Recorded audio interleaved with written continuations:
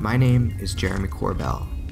I seek to weaponize your curiosity, and if you're ready to suspend your own prejudice, welcome to the world of extraordinary beliefs. Are we all the product of an alien video game? The extraterrestrial technology is real, it's possible. We have material that has been pulled out of a man's leg that should not exist. This sample could not have been made on Earth because the isotopic ratios. I know there are alien craft here from another planet. I was inside one. Who are we? And where are we actually sitting within the architecture of our universe? Are we alone? Or is the answer simply stranger than we can think?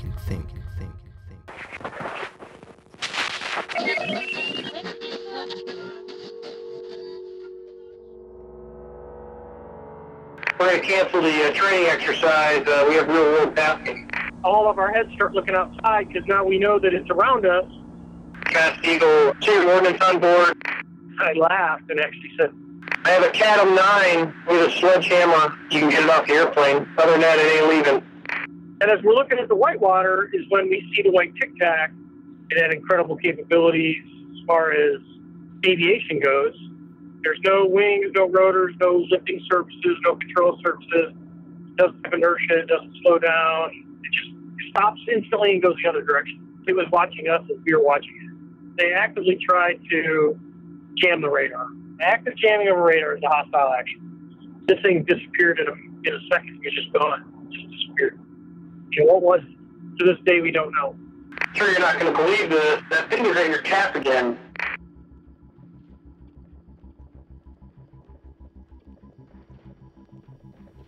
That's the voice of Commander David Fravor, a badass Top Gun fighter pilot, and in 2004, the commanding officer of VFA 41, the Black Aces. On November 14th of that year began a typical Sunday for Commander Fravor. About 100 miles southwest off the coast of San Diego, it was 70 degrees and clear skies, and an average wind speed of 3 miles per hour. But this wasn't a typical day. Not at all. The Nimitz Carrier Strike Group was preparing for deployment to the Arabian Sea, with routine pre-deployment workups. Starting on November 10th, the USS Princeton had been detecting multiple AAVs, Anomalous Aerial Vehicles, UFOs, operating in and around the vicinity of the strike group. The vehicles of unknown origin and function were tracked on radar, with returns descending from far above the radar's scan volume, somewhere higher than 80,000 feet. The targets would drop from above 80,000 feet to hover roughly 50 feet above the water in a matter of seconds, an impossibly fast rate of descent, and for what I've been told, at ICBM trajectories. On the 14th, Commander Fravor launched with his WSO, Weapons and Sensors Officer, into the clear blue sky. Their call sign was Fast Eagle 01. His wingman and WSO launched after in Fast Eagle 02. Commander Fravor was flying an FA-18F Super Hornet when he received vectors to an unknown contact. A controller on the USS Princeton with the call sign Poison asked, "What ordnance do you have on board?" This was an odd request due to the fact Commander Fravor was not in an active combat area, a hot zone. He replied that he had no live ordnance. This was real-world tasking. He then proceeded to the location of the contact, located it visually, and went after it. The anomalous aerial vehicle outmaneuvered anything imaginable by modern, advanced human technology. The craft of undetermined origin and unknown operators displayed flight characteristics far beyond current propulsion technology known to man, or even understood within current physics. This event has become one of the best documented UFO close encounter cases in history. Commander David Fravor is now willing to talk, and his testimony is what you're about to hear.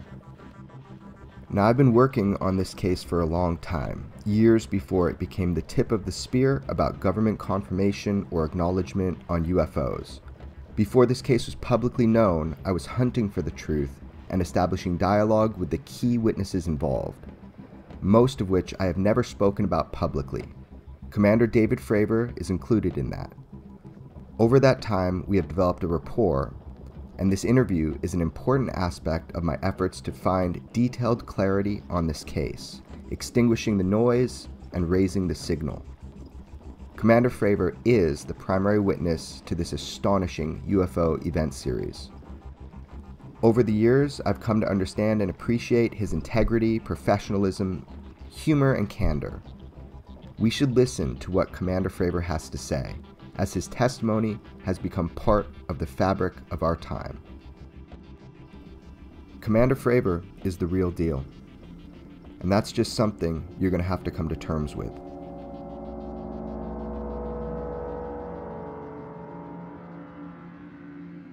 What's your name, and what was your title and occupation in 2004? David Fravor, and I was the commanding officer of Strike Fighter Squadron 41, deployed aboard USS Nimitz. Being the commanding officer of the Black Aces back in 2004, you clearly have a lot of flight experience, and you're commanding that squadron. I was the guy in charge of over 300 people, had 12 airplanes.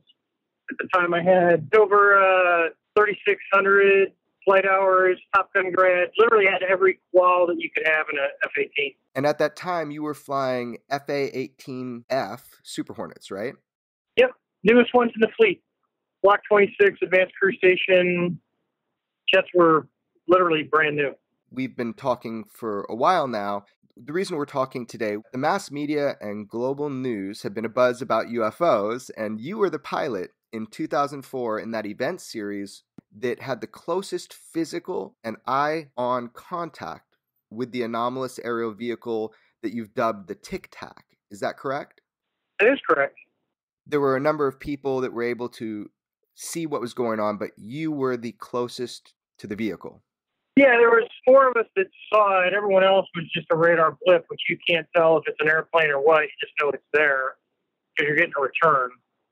But for the eyes-on look that actually physically watched it for over 5 minutes, there were 4 of us, and I was the closest. Well, me and my backseater. When you got the communication asking, what ordnance do you have on board, what were the exact words the controller used in asking that? Fast Eagle, two ordnance on board. I laughed and actually said, I have a Cat 9 with a sledgehammer. You can get it off the airplane. Other than that, it ain't leaving. a Cat 9 is a captive carry AIM 9. It's a blue tube. Blue means inert, so it has no warhead. It has no rocket motor. It's basically just a mount, a tube that's the same size as the real missile. The secret is real, and everything behind it is fake. It's just a blue tube. You can't even fire it. It doesn't even have a motor. You can put it on the airplane and take it off with a wrench or a sledgehammer. There's no rocket motor. There's no nothing. It's literally a shape that has a real seeker head on it. That's all it is. Did you actually say over radio you could get it off with a sledgehammer? I did. And the guy kind of laughed. He says, well, regardless, we're going to cancel the training exercise. We have real-world tasking. Do you and your wing, do you guys hear the same controller? Oh, yeah. Yeah, we're up the same radio. We're up both. We have two radios, 2 UHF radios that we talk on. There's the number 1 radio, we're talking to the controller, and the number 2 radio, we can talk to each other. We also have an intercom system in the airplane that allows, it's voice activated, so we can talk to our backseaters without keying any mic. It was a male voice that was the controller from the Princeton you were speaking with? Yeah. I don't think we had any females that whole cruise. Not on the ships, but as far as the OS, the operations specialists that do the air intercept control. There's that document on the TTSA website where there's the pilot record, and they have somebody that they call source in that. It represents the people that day that were flying. People think you are the one represented as the word source in that, but reading through it, I recognize that you're a different person in that document. But that person, the pilot actually of the other plane with you on that day, he said that it was a female controller coming through the radio. Do you think that's just a mistake? That's a mistake. It was a guy.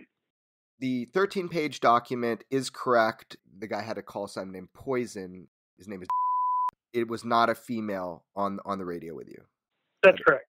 So this is interesting. You had training rounds on your plane. No live weaponry.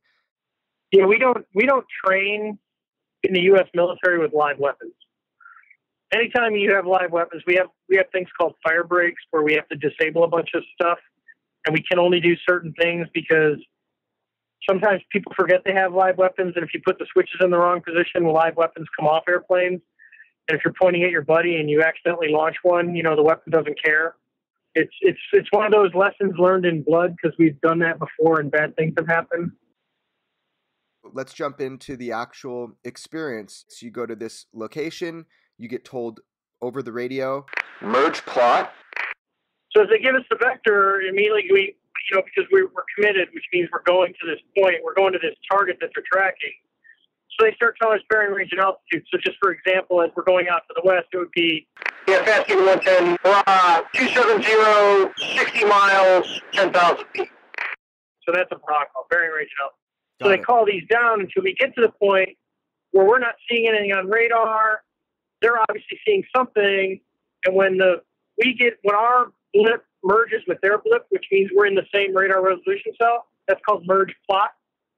And once you get merge plot, all of our heads start looking outside because now we know that it's around us, and we need to figure out where it's at because the radar can't help us anymore. People have heard your story, but let's just clarify one time. You arrived to the merge plot. Can you describe what you encountered? We start looking around. My wingman, that airplane is off my left side or to the south. As we're looking around, we look down, and the initial thing that we see is white water. It's important to note because it's a clear day. There's no white caps. It's just a perfect day, and we see white water, which means usually there's something under the surface like a seamount. And as we're looking at the white water is when we see the white TIC TAC, and the backseater in the other airplane comes up and says, "Hey, skipper, do you see?" I'm like, "Dude, what is that?" As we're watching the TIC TAC move kind of north, south, east, west, like ping pong balls, whoop, whoop, at random. It just moves at will. It doesn't have inertia. It doesn't slow down. It just stops instantly and goes the other direction, which airplanes and helicopters don't do that. There's always if you're going fast in one direction, you slow down before you can reverse. You have to overcome that inertia before you can come back the other direction. Our estimate is about 50 feet above the water, and it's moving around left, right, up, down, forward, back. So it's not going up and down in altitude. It's just kind of going forward, back, left, right. You once said to me a long time ago that it moved like a ping pong ball. Like a helicopter, if it's moving to the right, it doesn't instantly just go to the left. Even an airplane, it basically has to slow down, stop, and go the other direction. Where if you throw a ping pong ball against the wall, the force is immediately transferred. It bounces back the other way. So it's moving like ping pong. It would move, stop, go left, go right, go forward, stop, hang out. No pattern to it. It was kind of jumping around on the white water. Like, I don't know what it was doing. I don't have theories on it, but we'll save that. And at one point, you said multiple times the vehicle pointed its end towards you. So as we went around, so when we saw it, we started a right-hand turn. So now think of a clock. So we started at 6 o'clock. The object's in the middle. So as we go to 9 o'clock, we're just watching this thing do the exact, the ping pong ball kind of bing, bing, bing, bing. At 9 o'clock, I say, "Hey, I'm going to go check this thing out. I'm going to go down. I'm going to descend." The other airplane stays up high to provide cover and see, get a kind of a God's eye view of what's going on. And we go around the circle. When I get to the 12 o'clock position, the object is actually pointed relative to the clock. It's been pointed at between 12 and 6. So the elongated axis is 12 and 6. When I get to the 12 o'clock position, as I start down, it turns real fast and just kind of pivots. So now it's parallel with me, and now it's mirroring me. So as I'm coming down from 12 to 3, it's going up from 6 to 9.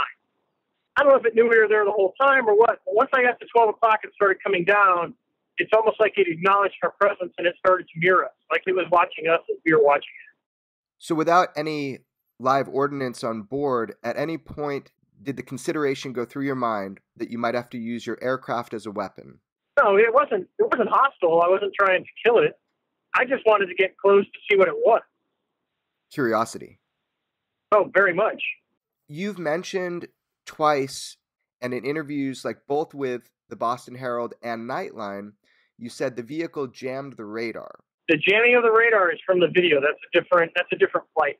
We never picked it up on radar, and I could with the systems that we have, I can slew the radar to where I'm looking, but we never acquire a lock. We never get anything from the radar.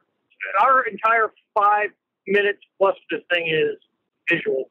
we're watching it. The active jamming occurred on the flight where they picked up the video, the FLIR video. That's when he reported. That's correct. He picked up a return. He attempted a lock. It immediately jammed the radar. He cast it over to a passive targeting pod. The radar kind of goes stupid. And if you look at the targeting pod video, it'll say ranging on the top right side. It says 999, which means it's not getting ranging. Normally, if that was an airplane, the radar would be performing a ranging to tell you how far away it is. You'd have a range. So what's the importance of that statement? What's the importance of the idea of active jamming compared to passive jamming? What does that mean for people to understand? Well, the one is active means they actively try to jam the radar, which you're actually not supposed to do that unless, you're in a war or we're in a training scenario against each other. Because it provides deception. There's a lot of things that happen, but that's as good as anyone's going to get right now. That's the most information anybody's going to get right now from you, you're saying? Or yeah, however, that's more than most people need, except the speculators, but it is what it is. Okay, but I'd just like to just define the point. So what you're saying is that is a kind of hostile action when you're talking about active jamming. Yeah, active jamming of a radar is a hostile action. And the Tic Tac actively jammed the radar. That's correct. That's correct. So you have a great description of where you were going towards the object when it began mirroring you. You were attempting to get a dogfight lock. The AAV tightened its turn, lift vector on, then aft. Go ahead and clarify, if you will. It never went behind us. It never really tightened its turn. It kept pretty much the same radius of turn around the circle. As we pulled across from the 8 o'clock position towards the 3 o'clock, where he was at 2, moving to 3, so you want to kind of go where he's going because he's moving. If you constantly point at something where it's at, by the time you get there, it'll be gone. It'll move. You got to project yourself in space. So we projected ourselves in space and said, here, he's going to be over here. That's where we pulled to. And as we pulled nose on, it was just slightly off our left side. It rapidly accelerated, and across our nose, it just disappeared. It was gone. What was the closest distance you got physically to the vehicle? Half mile. Some people, they would say a half mile is, oh my God, that's far away. And I go, in airplane speak, a half mile is pretty close. There's false information out there that you were something like 20,000 feet closest you ever got to that. That is incorrect information. Oh, yeah. When it accelerated and disappeared right in front of us, I was a half mile away and he was right at the same altitude. I was looking at it. You had once told me that the vehicle had appendages. What did it look like? I know no rotors. What did it look like? From what we saw, it looks like a Tic Tac. There's no wings, no rotors, no lifting surfaces, no control surfaces. So just think of a 40-foot-long Tic Tac. When you look at the high-res video, good luck finding it, but the original video that we had, so literally right off the jet recorders and putting on our monitor, so we're watching it on a 21-inch or 20-inch TV. You can see in the TV mode because the Wizzo, the backseat of the other airplane, is going between IR, which is the infrared mode, to an EO, which is electro-optical, which is TV, black and white. When he goes into the TV mode, he's pretty zoomed in. You can see there's two little things that stick out of the bottom of it.